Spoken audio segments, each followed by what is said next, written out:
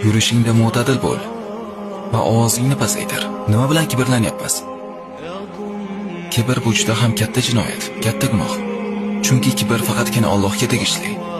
Ulug' va oliy Alloh aytadi: "Kibr bu mening ridolarimdan bir rido.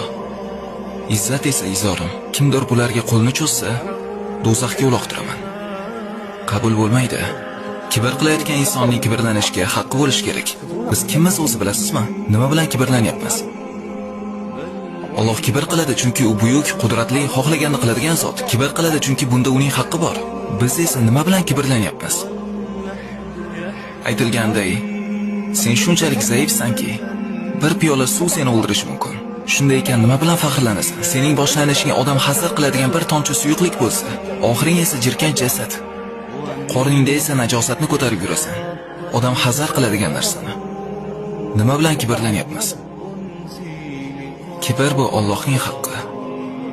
Ammo bizga keladigan bo'lsak, nima bilan faxrlanamiz? Har bir inson o'zining o'rnini bilishi kerak. Alloh taolo buni bayon qilganda aytdi: Yer yuzida kibr va havo bilan yurma. Albatta sen zinhor yerni teshib yubora olmaysan. Tesha olmaysan. Va zinhor bo'yida tog'larga yeta olmaysan. Sen yeta olmaysan. O'zingning o'rningni bil, hoy inson.